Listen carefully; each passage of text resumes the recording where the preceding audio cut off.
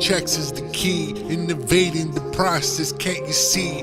With the platform so smooth, keeps the workflow tight. Efficiency and value, I see every single night. Risk profiles, they got 'em, man, it's no joke. North America's the stage and they never choke. Metrics on point, updated without fail. Chameleon carriers, they're on the trail. Don't play with unsafe companies, don't be that guy. eCarrierChecks, keeping it safe under the sky. 40 plus filters with the search that can drive carrier information in the FMCSA archive. Find your carrier with precision and needs. Location, equipment feeds. They got the keys. FTL shipper leads. They're right there for you. Real-time authorities, what they do. Crazy, breezy, ultimates. The dashboards away. Freedom from low boards. They got it every day. eCarrierChecks, the architect leading the way.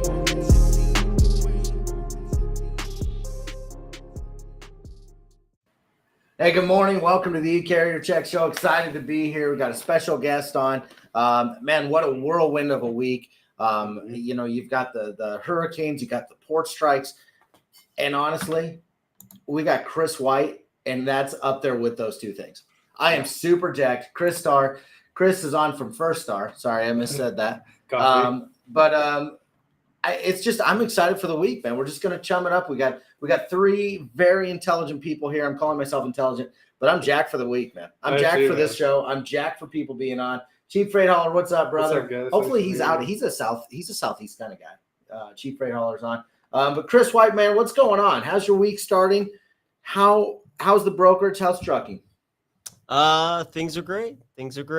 We're having a good week. We're a little nervous about the port strike next week on the trucking side, but the brokerage side, that's opportunity. So, let's break down the port strike here. Obviously I think it's 25, 30 ports, right? All on the East Coast. What does that really mean? Like, what happens? Like, give us a rundown for those of you who don't know what happens when a port strikes. And this is like 30 some thousand people, by the way. Jesus. It's ridiculous. It may be even more than that. I don't know, but it's a lot. What happens? Like, what happens in your world?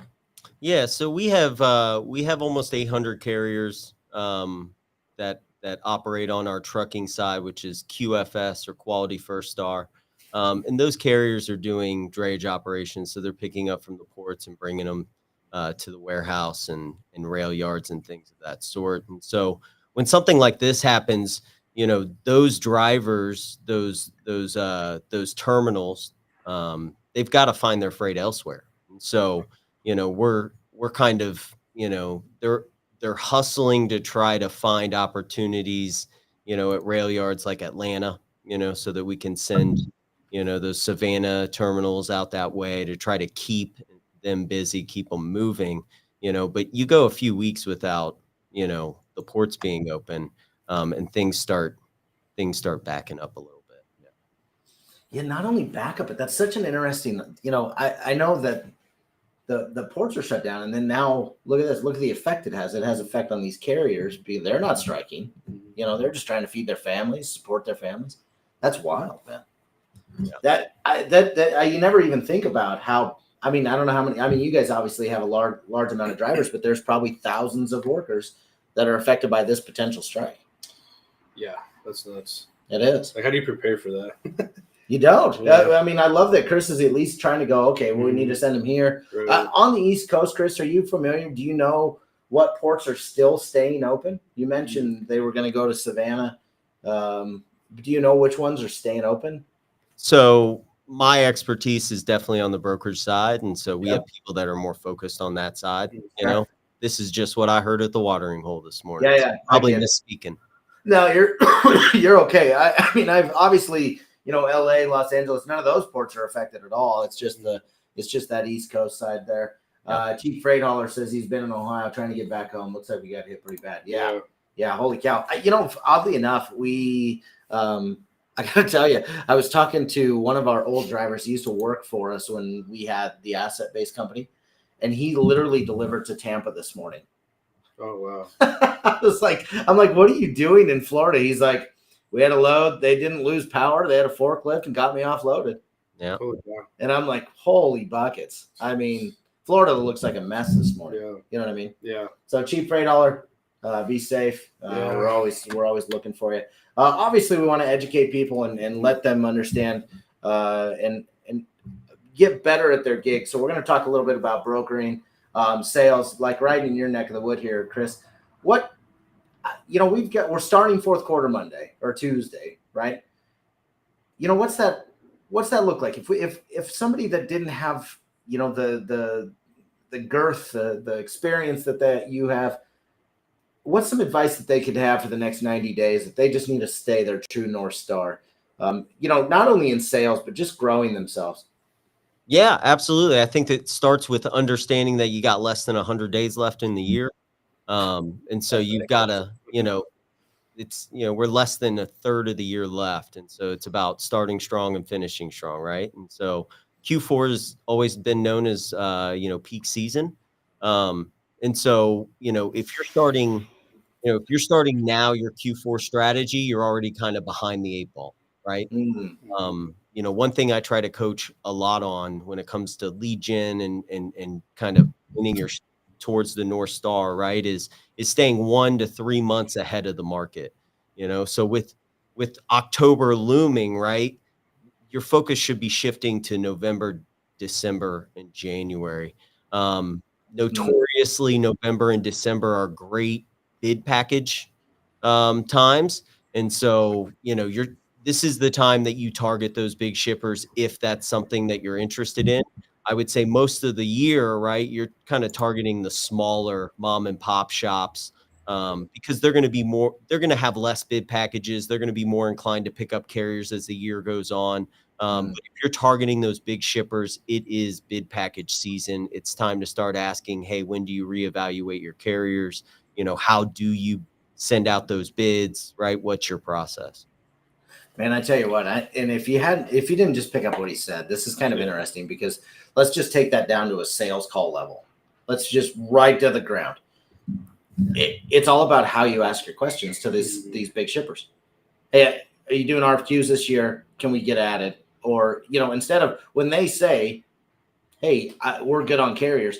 Perfect. I completely understand. Do you put your business out to RFQ, or is there a time when you reevaluate your carriers? Chris, that's a $5 word. I friggin' love that. I love that about you. Like that's so good. One thing too that like you mentioned too, I don't know if you remember posting this on LinkedIn, and we literally look at your profile religiously. Yeah, I mean, we love it. There's always something to be done, especially with these holidays about to come up. You got Thanksgiving, Christmas, right? There's always something to be done, even when it's slow. Yeah. You got to focus on things that are moving this week, like you mentioned in that post. And then honestly, you got to start looking for prospects and just kind of building your pipeline. And, one thing you mentioned too is qualifying leads. And one thing you mentioned, you don't need the decision maker to qualify. Maybe explain a little bit more about that post. I don't remember if you remember posting that, but yeah, I love it because we're getting to that crunch time where things are maybe start to slow down a little bit. And how do you keep yourself productive during those times? Love that. Yeah. So, it's about time, right? We want to save as much time. We want our time to be as useful as possible. So, initially on the first phone call, if I can identify whether I should continue down this path or not, right? That's my goal, right? Having a goal, right, is probably a good starting point. So, I don't necessarily need that decision maker, that guy who's, adding and getting rid of carriers to identify volume and opportunity. One of the things I like to ask a new rep, right, who's kind of transitioning into the sales piece is, how many loads can you cover a day? And I get things like 10 or 15, right, or 7.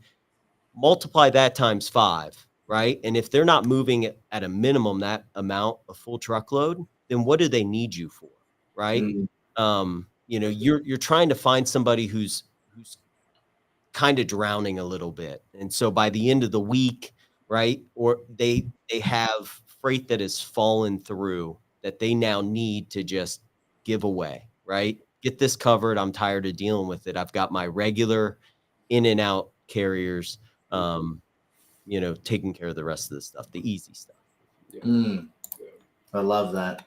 Chief Faith Holler says, "Don't shut down the Savannah Port. Georgia van rates are low enough." Do you know? I wonder if he knows. I wonder what his name is. What's your name? Chris. I know your name. Gosh, damn, son of a gun. It's saying cheap freight hauler is almost like a tongue twister for me. It's either I don't have enough friggin' tongue, like enough coffee in me, or one of the two. Either way. What's up, Robert? Robert, what's going What's on? going on, brother? It would be interesting to know if Savannah's shutting down or not. If anyone knows, let us know. We'd love to know, just to educate the audience. You know what I mean? So yeah, Chris, too. I think people are just too much trying to be perfect in this industry. I'm going to refer back to another one of your posts. How you say people are crippled by perfection, and it's so true. And anytime I think about this post, I always think of like Nebraska fans. We always want to be perfect every year, and it's not realistic. When you come to this industry, I think you mentioned it before the show, is just trying to be yourself on that phone call. Remember the phone call you had a couple of weeks ago, and I swear to God, Jared had a 30-45 minute sales call.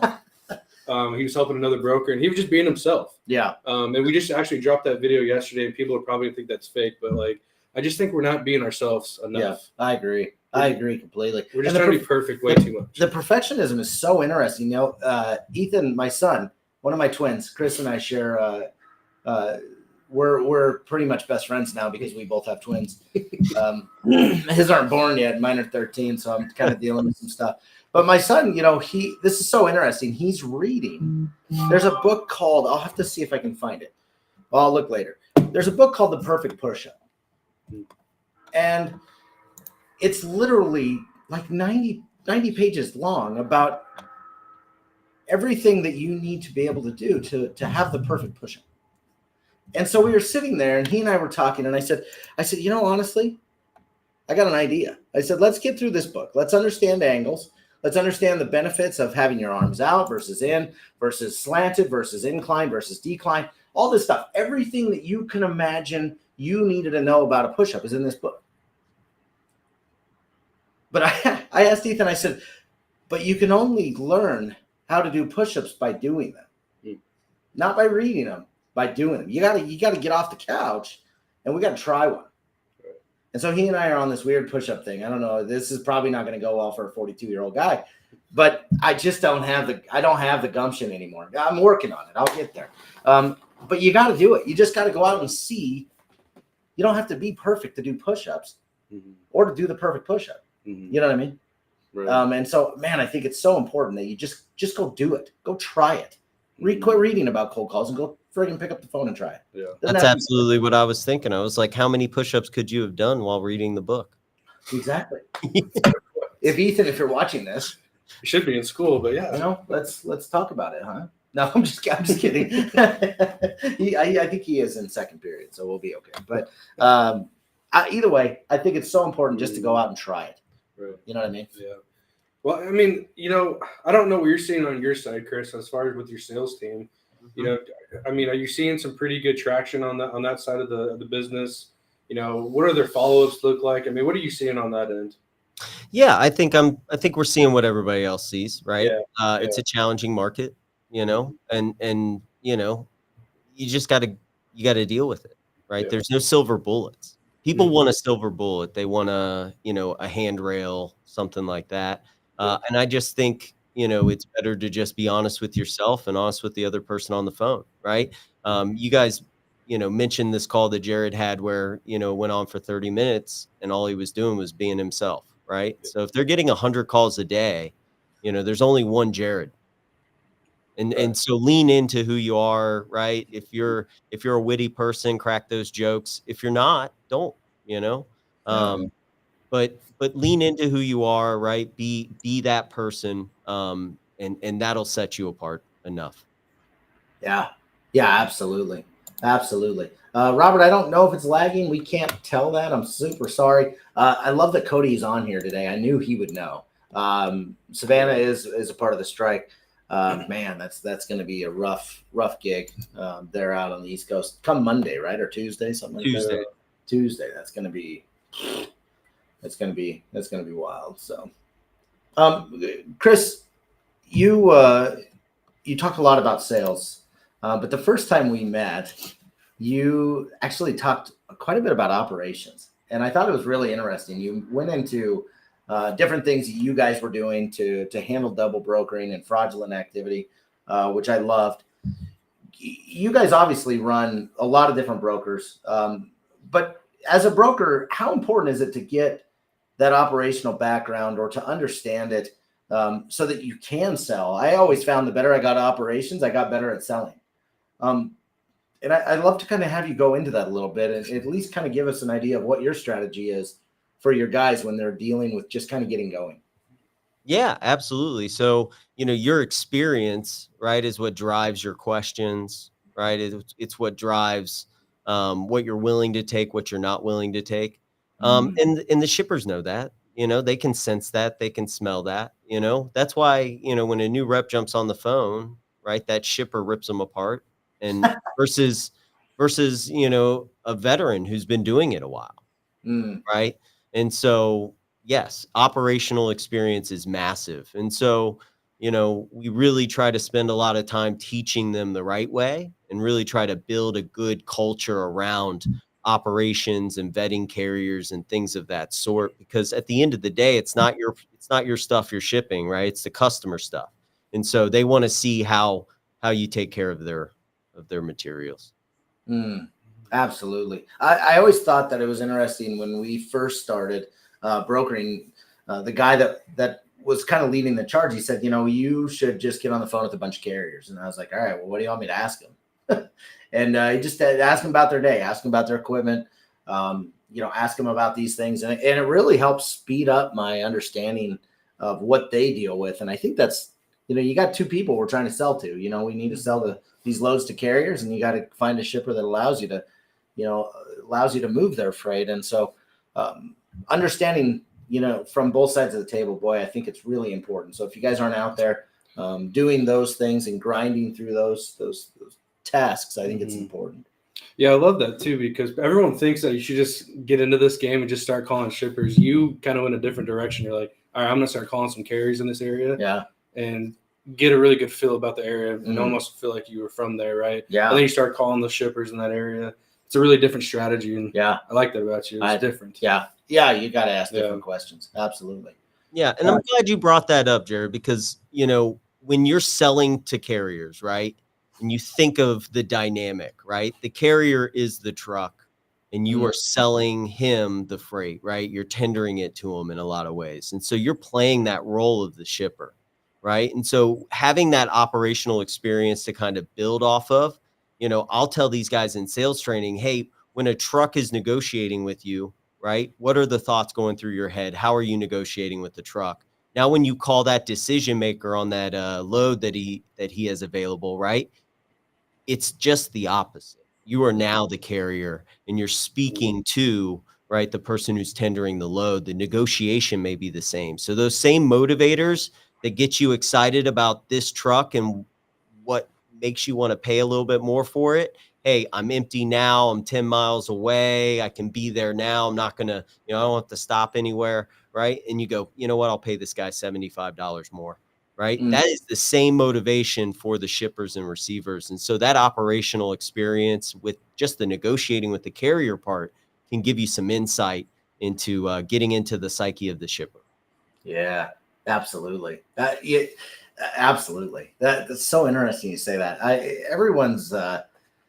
Everyone's motivated by different things. Whoever's watching here, you have different motivations and different incentives in life. And so I think you kind of hit it on the head, just, having that ability.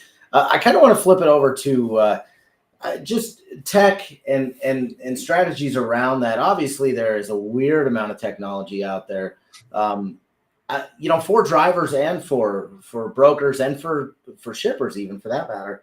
When you guys are trying to vet new technology or trying to figure out what it is that you need to get better at maybe spot quoting or get better at prospecting or get better at even finding carriers, things like that, or how do you guys take that strategy and go, okay, what are we going to do different in 2025 to be a little bit different or better? But what should we do for technology over the course of the next 9 months and year? What are you guys looking at in those terms? So I think the first thing that's really important is, relax, right? Mm, It kind of in the same way that there's no silver bullet, right? I don't think that tech is really offering any silver bullets. Okay. mm, I see a lot of great ideas, right? But I also see a lot of, figuring it out, right? yeah. Hey, I think we're on to something, but what is that something? And so, there is just a lot, right? And at the end of the day, right? Why were people driving? Why do truck drivers drive trucks? Right? Because they do stuff with their hands. It's old school, it's mechanical, right? I've got to show up, I've got to walk in, I've got to do these things. And so let's not lose, let's not lose perspective on the people part, Mm, on the mechanical part, on the do it yourself. And so, I think that freight tech is very powerful. I think it is absolutely important. It's a must, right? But it's almost like we're getting hypnotized that there's some tech right around the corner that's going to automate everything for us and make us all billionaires, when really, it's those manual processes, man. It's physically dispatching the truck yourself and talking to the driver that's going to save you from getting, frauded in this industry. And so, I love tech. I think it's cool. I think we need, we spend a lot of time checking things out and looking at the whole, um, environment and what's out there and what products are coming online, but we're not necessarily rushing to every hot new thing, right? mm, Trying to implement it. I think a lot of brokerages are getting forced out of, the industry in the last 2 years because they were so head over their skis on tech, right? mhm. Trying to overinvest on that side, and now they're in a tough place as far as revenue. Mhm. Yeah, I can't tell you how much I hear on the phone too, just hearing what you just said. And obviously people want more time, like you mentioned earlier. We all want more time in the day. In a perfect world, we would have that tech, right, to save us Mhm. time, to automate every single little thing. But yeah, I mean, I can't tell you how much I hear. People just want to save time, but it's there is so much tech out there. I mean, you look at eCarrierCheck, and there's other similar. Oh yeah, very flooded future. market. Yeah, it is flooded. Very flooded market. You got to find something that works for you, and like you said, just kind of got to relax, take a deep breath, and figure out what's going to work, what's not. That's why I love eCarrierCheck. We're a month-to-month subscription.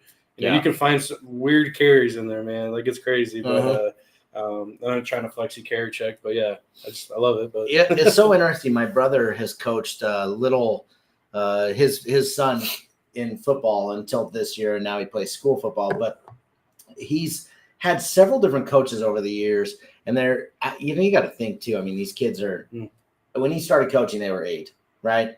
Now his kid's 13, so he's had 5 years of coaching, and he keeps kind of saying the same thing. He's like, we just need to focus on our defense containing everything in the middle. Defensive ends just walk out. They stay right there. They keep shoving it back in the middle. And we need to focus on basic blocking and tackling. We don't need to run a pro style offense and have 85 throws a game. And every coordinator or every other coach that he's worked with, they all try to get like crazy. My brother's like, I got 12 plays and they're all going to be fun. And really, honestly, at the end of the day, this was my favorite thing. I go, so what have you been doing with your kids to call plays? And he goes, here's what we do. He goes, this is the best technology I ever bought my son, because his son was a quarterback and not really built for quarterbacking, but he was the tallest, so it kind of worked. But a really good arm on him too, by the way. I got to give it up for it. He goes, the best technology I ever bought for him was I bought him an armband, and I would hold up the friggin' number of what play he was going to run. He goes, then he didn't have to run over and talk to me every time. He's like, hey, we're just going to do 1. We're going to do 5. And he goes, I found out that I couldn't do double digits. He's like, when it's 12, it's awkward. And it was just basic blocking and tackling, and he would just be like, hey, your defensive ends, we're not trying to make these friggin' monster friggin' sacks and blocks. Don't let anything go outside of you. Shove it back in so that everyone else can friggin' do this. And it was the most interesting thing. His last game, which he won 5 championships in a row. His last game, he won 76-0. And he just dominated little kid football because he understood the basics. He didn't have crazy tech and all these weird friggin' plays, pro style formations, 80 friggin' throws a game. No. Yeah. Very basic. Very basic. So what you do it well, right? Yeah. And usually, it's not as sexy as you'd like it to be, right? But if it works, right, Yeah. run that play over and over and over again. Yeah. And it's the same thing with brokering. It's the same thing with trucking. You know what I mean? We just got it. You got to be simple, basic. Yeah, there's some tech out there that you have to have as a driver, right? ELDs. You got to have a cell phone.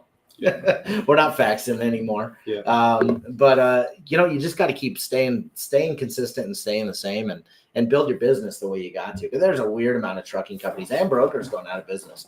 And you're right, Chris. I think that they've gotten over their skis, if you will. I like how you said that. With technology. If they had if they were using a platform like eCarrierCheck that kind of breaks down why you shouldn't use the carrier, something that you can convey to the customer, like, hey, I got this guy, right? But it's telling me that there's an 85% risk. What's that mean? Well, looks like in the last 12 months, right, they've changed their address, they've changed their insurance, right? And it essentially means that, in that class of carrier, right, there's 83% of the other carriers have less risk than these guys, right? And so that's something tangible that people can hold on to, right? They can break it down. A lot of the other vetting platforms, you have to go seek that information out and make a judgment call, which is difficult, in the pace of this industry. Mm-hmm. Yeah, and that's why we built eCarrierCheck, is to provide you all that info you just mentioned there, Chris. And it's just, Jared says this all the time. You're only as good as the questions you ask. Yeah, maybe that carrier did change their location or phone number, but maybe there's something that happened, right? Personally. Yeah. So you start asking those questions, and that's what we do with eCarrierCheck, right? Yeah. We know many carriers that, I don't know if he's watching today, but Jerome, he doesn't have an inspection. So, some people won't hire you, right? But if you actually got to know him, we were on a video call with him, great guy. He has goals in life.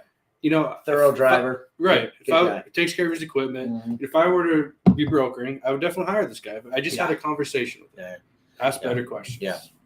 Definitely that people aspect is super important. Always comes back to that. Yeah, it always does come back to better communication and those things. Chris, as we wrap up here, brother, right? Give us what you're doing this weekend. What's on the agenda? What's next week look like? Give me some rundowns. Yeah, absolutely. So I think the entire collective of the Cincinnati public is going to be hoping and praying that Andy Dalton doesn't come back and get his revenge. Well, I guess he's not coming back. We're going down there. Opening up 0-4 would be just devastating for us. So that's a big deal. As far as next week, we got sales training next week. Gearing up for a hiring class the week after that. And so it's all sales all the time. I love that. Obviously, First Star is always hiring. I see you all the time saying that. You guys run agent models, you run broker models. Give us a rundown of First Star. If there's somebody interested watching that, how they would get in touch with you and kind of some of the way you strategize with those positions. Yeah, absolutely. Thank you so much for the opportunity to kind of throw this out there. We really feel like we've got the best, value offering for any brokers out there, whether you're experienced or inexperienced, right? So if you're in our market, Cincinnati market, or somewhere near there, Cincinnati kind of acts as a mecca of brokerage. What we offer inexperienced reps is a supported opportunity to build a book of business, right? Without a draw, without a hurdle. If you don't know what those are, look them up. Every other brokerage is basically putting you on that program. So we give you that supported pathway to build a book of business. We've got tier commission from 10% to 30%. Once you're successful, you have the opportunity to partner directly with us and go agent. There is no other brokerage in the country that brings in employees, gives you a supported pathway, benefits, all of that to build, this large account, and then let you go to 50 to 70% commission and take ownership of it. Most brokerages are sales organizations. They're trying to trap you under the W-2. And then when you get burnt out, they keep your customers. We don't do that here, right? We give you the opportunity to partner and take that dream. As far as agents, right? We can set up an agent super quick, 48 hours or less, get you schooled up on our platforms, right? And get you making that high commission. Commission is based on the book of business you're bringing over. So you got a big book, you'll get a big commission. Small book, you maybe started a smaller commission, but as you grow and build that, right, we'll go ahead and bring that commission up. So great place. That's why I'm here. I've been at several brokerages, and just, a place that actually wants to give those sales reps, those brokers, those true professionals in their industries, those specialists, right, an opportunity to earn what they deserve, right, is really a mantra here. It's rare. And I think it's a great opportunity. So, reach out to me, reach out to, my recruiter, Talia. We'd love to have you come in, have a conversation about it, find out what your dreams are, and see if we can't partner together on that. I love that. One of a kind people over there. Honestly, it's just a first class. I mean, you say First Star, but it's first class, man. Yeah. It's you don't hear of anybody doing what you're doing. That's why I wanted you guys to say it, because I love that. I'm a big fan. You know how many agents we talk to where they have no support? We were just on the phone the other day and he was like, well, I can't get my sales manager to answer this question. And we literally were just helping him out. Like, I was like, well, I'm not your sales manager, but I'll help you, brother. Let's get on the phone. We talked to him for an hour, walked him through an RFQ, walked him through, some of the strategy behind the RFQ. And we just had a good conversation, and he had a good opportunity in front of him. He really did. And he couldn't get a Chris White on the phone from his company to give him support and talk through that. Chris, how do people get in touch with you? And what's some websites that people know where you're at? Yeah, absolutely. So we're very active on LinkedIn. If you're an agent and you're interested in agent opportunities, Nick Smith, he is one of our agent recruiters, extremely active on LinkedIn. I'm sure you're probably already connected with him. Reach out to him. He'd be happy to meet with you, talk to you about the opportunity, get you set up. And then it's he's the liaison from start to finish. So he'll be your single point of contact. You can always get in touch with me, William, at firststarllc.com, or Talia at firststarllc.com is my recruiter. You can find us on LinkedIn as well. And for sure, go to firststarlogistics.com. Check us out. I love that. I'm super sorry about Joe Burrow. I did the whole hair thing is weird, and he's wearing white vests, and he looks like a New Kids on the Block. I mean, it's just I'm sorry. I really am. I don't know where this is going to go, but he was engaged last year, and now the wedding's off, and he doesn't have a woman to keep him straight. So he needs something. I for the love of God, I don't know what's going on, but he needs something. Either way, they'll figure it out. Yeah, close us out, Nate. Yeah, Chris, thanks again, man. It's always a joy to just kind of catch up with you and kind of pick your brain. You really do give out some really good insights and tactics. Yeah.